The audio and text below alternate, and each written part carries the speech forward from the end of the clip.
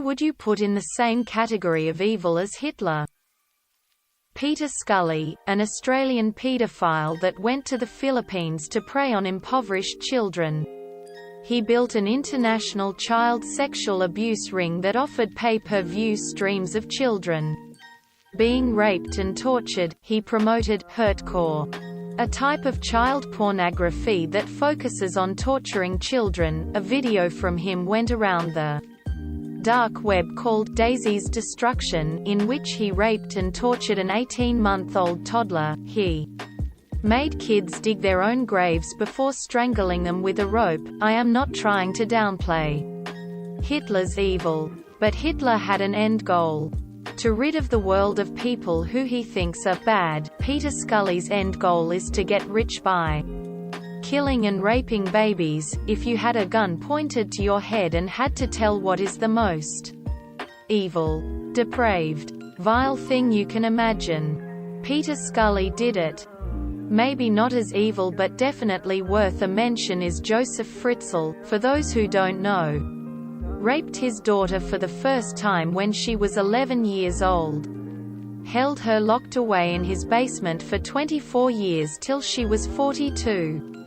Molested and raped her throughout the whole time, which resulted in 7 children. 1 child died after birth, the other 6 were also kept in the basement. I assume they got molested as well, even though it's never mentioned. Now if somebody is a monster, this guy is for sure. Japanese generals Mukai and Noda aren't getting the hate they deserve. I can't think of anything more atrocious than Nanjing.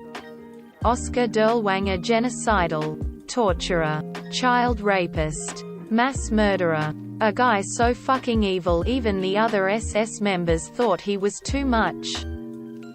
Pol Pot killed 1/4 of the population. Absolute madness that they had a seat at the UN whilst he was in power. Reinhard Heydrich, also known as the Butcher of Prague, thank fuck he was assassinated.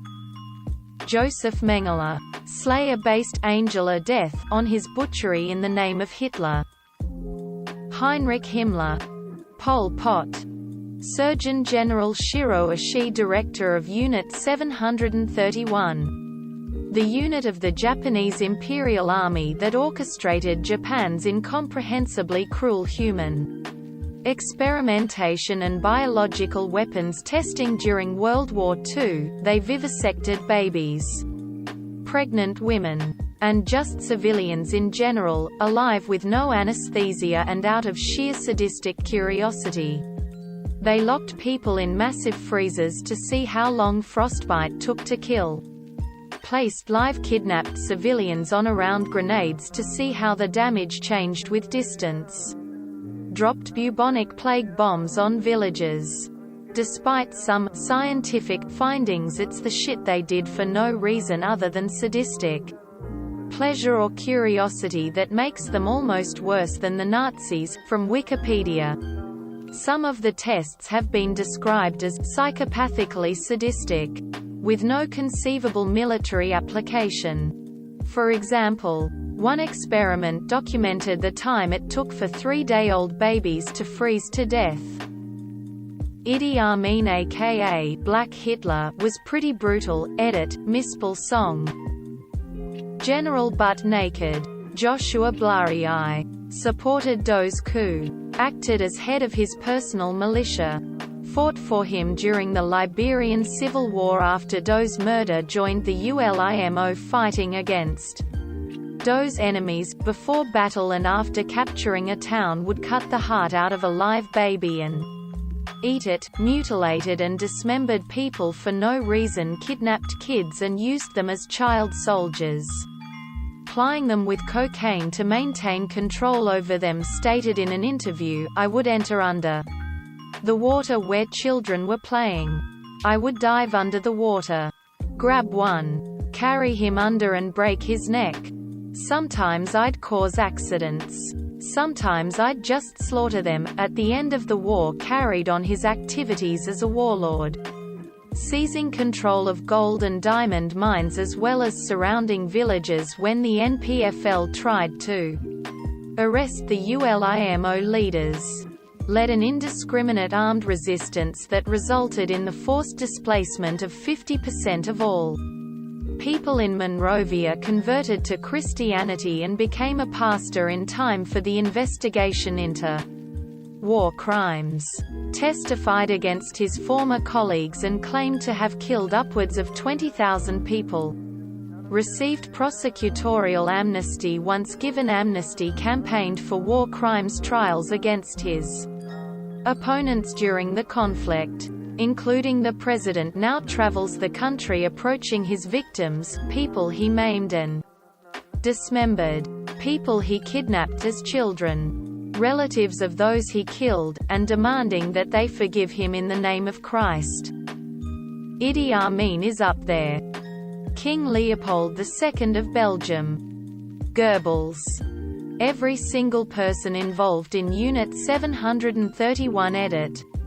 Only read about them if you've got a strong stomach or are okay with losing faith in humanity.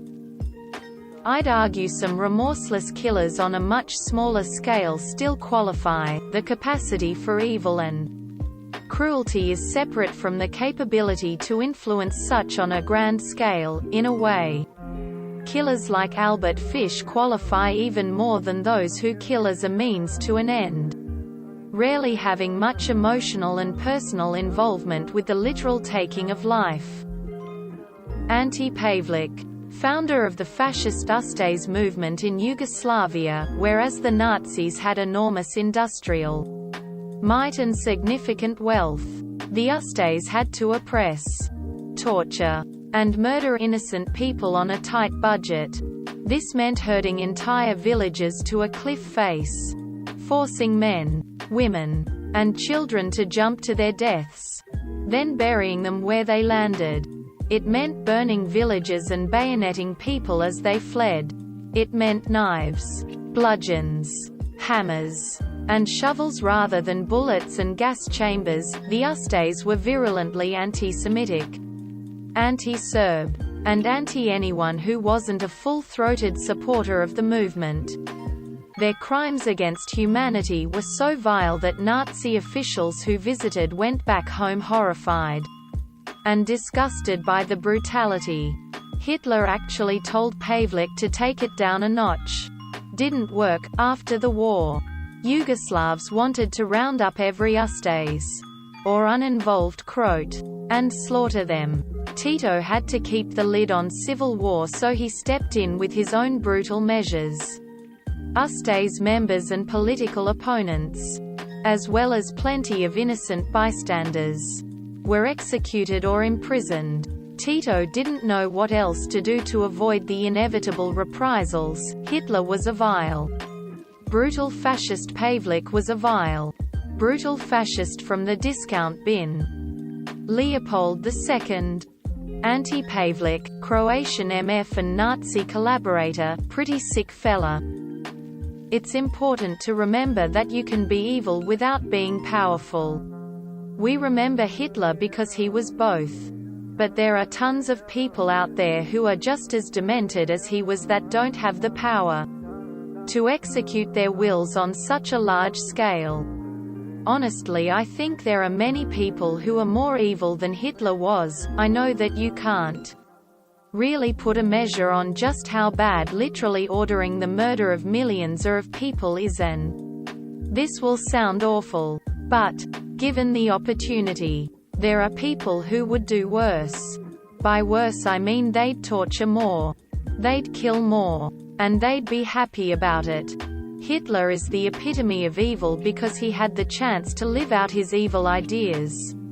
He had people around him who also believed in the same things and were equally if not more evil.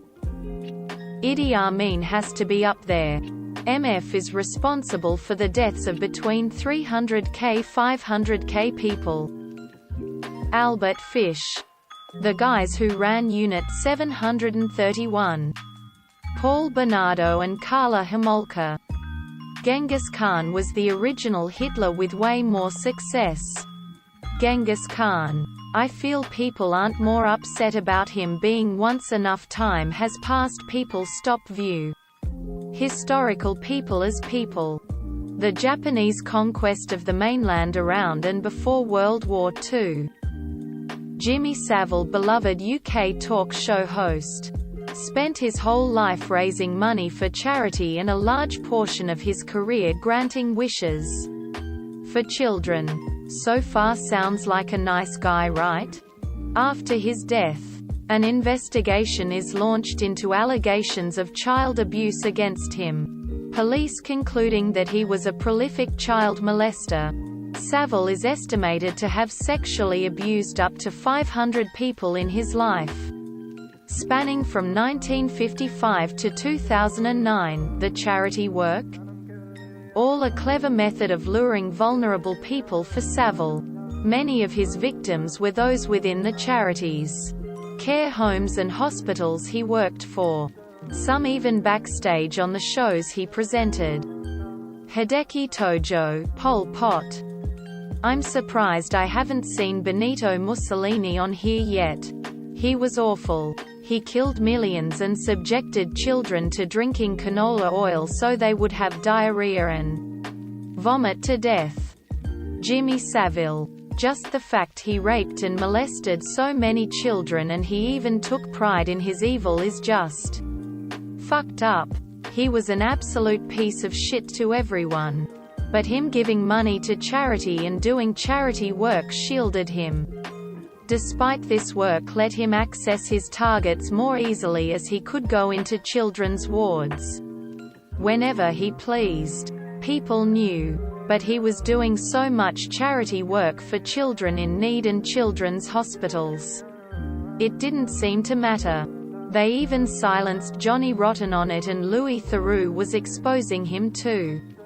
People knew. But it seemed that only a small minority tried to tell the truth, like those absolute legends, Ian Watkins as well. That man is the devil incarnate for me, or pretty close to that.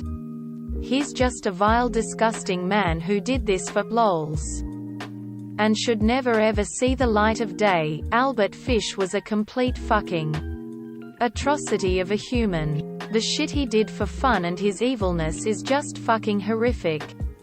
These men were and are all monsters, and they should only be remembered as the worst humanity has to offer. They deserve no fucking praise. As any achievement like music or charity work has gone down the fucking drain. Their evilness has overshadowed what they did. And while they may have made thousands happy, they also made several people severely injured, damaged, scared, traumatized and hurt. I hope these men are rotting in hell, and Watkins will rot in hell too for the evil that they did. Hideki Tojo. Nanking Massacre, yep him. Killing POWs? Yep him. Korean sex slaves? Him too. He was basically partially or entirely responsible for most WW2 Japanese war crimes. Not Hirohito. DuPont family. Poisoned the water of America for generations for profit. Can't think of many things more sinister than that. The more you read about them, the more fucked up they get. Joseph Mengele, aka the Angel of Death, actually worked with Hitler himself. King Leopold II of Belgium. He ruled Belgian Congo with an iron fist to maximize rubber production. No one knows the exact numbers. But he is likely to have authorized the killing of 2 to 15 million Congolese. Dinkelberg. Nobusuke Kishi. He was the Japanese governor of Manchuria during and before WW2. And oversaw slave labor and the comfort women system. Funny enough, we made him Prime Minister of Japan after the war, and his grandson was Shinzo Abe.